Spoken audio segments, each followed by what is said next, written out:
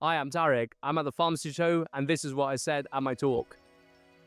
For those of you who remember pharmacy and old enough to go back as long as I have, I think you'll remember that pharmacy has changed incredibly. So there was a time where actually opening a pharmacy business was actually quite simple, was quite straightforward.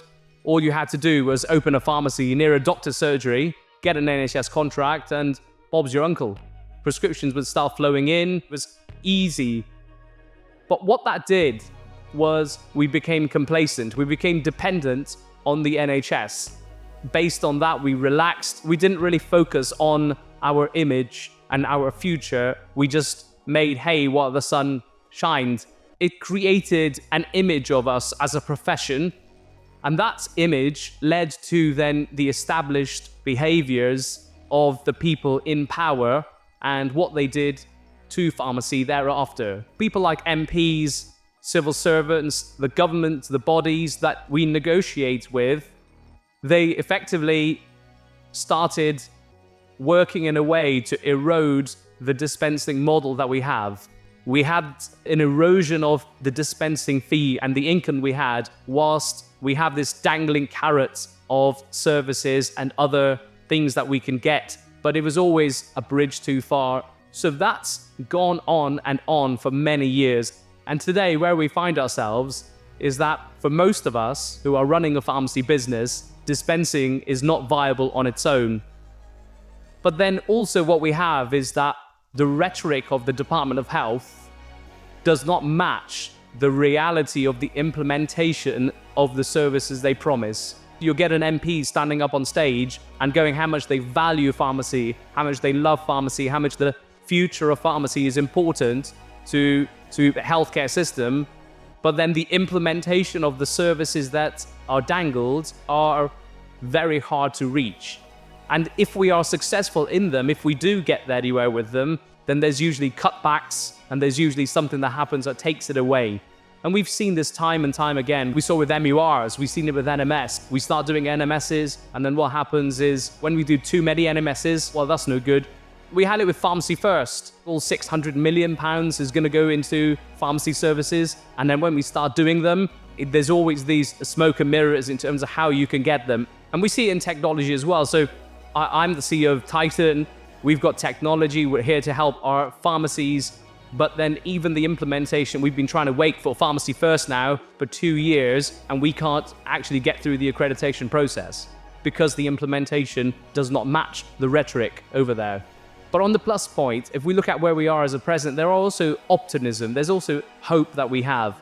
We have the opportunity now that I could only dream of when I first qualified as a pharmacist. We now have pharmacists who are coming out as IPs. There is a real desire for pharmacists now to grow their private services because I think there's a belief that actually we have to take control back into our own hands. There is a demand in the healthcare system unlike ever before. And we also know that GPs are unable to deliver on all of the demand that's out there that the UK health population requires. So there is an opportunity for pharmacists to step into that space and actually lead the way. But we've got to learn from the past and not repeat the lessons. So if I was advising a pharmacist with a pharmacy business now, here's what I would be saying. Firstly, the dispensary. We want to be a profession where we own the dispensing process, we are in 100% control, but we have 0% involvement. So we need to have a model where we use technology to streamline the process, to make it safe, to make it efficient, to give the best service to patients, but we as pharmacists are not physically involved in every step. Number two, the advantage that we have, we may mourn the fact that we're not making as much money out of NHS dispensing, but actually look at the positive. All those patients who come into our pharmacies, our audience, they are our future potentially private patients. So use those NHS patients to offer them the opportunity. Number three, we've got to look at our image. I labored the point about our past for a reason, because I believe that the image we created as a profession in the past has led to the present that we have today. So we've got to be careful about setting the right foundation for our image for the future. We've got to make sure we don't look like shopkeepers when we start doing services. Number 4, we need to create a new offering. We're not here to do exactly what GPs do. We don't want to replace exactly like for like, but I think we have an opportunity to create a new offering for patients, something different. Potentially, there is a place for patients to go to their GP, and there's a place for patients to come to pharmacists, and giving patient choice. Number 5, we're starting from a back position because all the reasons I said. So we have to earn our position as professionals prescribing and providing private services. So we have to build trust. We can't look at our regulatory obligations as tick boxes. We have to actually do the quality. And number 6, we have got to be efficient. We've got to nail it. We've got to actually deliver services with slick operation, a slick experience. So technology is not just something where you record your services. Technology is an enabler, the vehicle that will help us get to the destination. The destination is a future where pharmacy can thrive independently as credible professionals offering private services, offering affordable care to patients. So this year we've launched Titanverse, is for a purpose in mind. So Titanverse, firstly, is a solution for all services. It is something which is only for pharmacy. It is the complete solution because we want to enable technology to allow patients to have the whole journey. So our consultations, we're using AI scribes. So what we have is a consultation system that is efficient, that allows a pharmacist to engage 100% with the patient, whilst AI is actually doing the listening, so you're not spending your time typing things out and forgetting to ask the patient the right questions. That's how we ensure that we get a new experience. The other part of our solution is prescribing, because at the end of the consultation, we may prescribe something. So the prescribing comes out of the consultation, and at the end, the prescription is generated and it goes straight back in to Titan as an electronic prescription, so no double entry, and we get that efficiency on that end.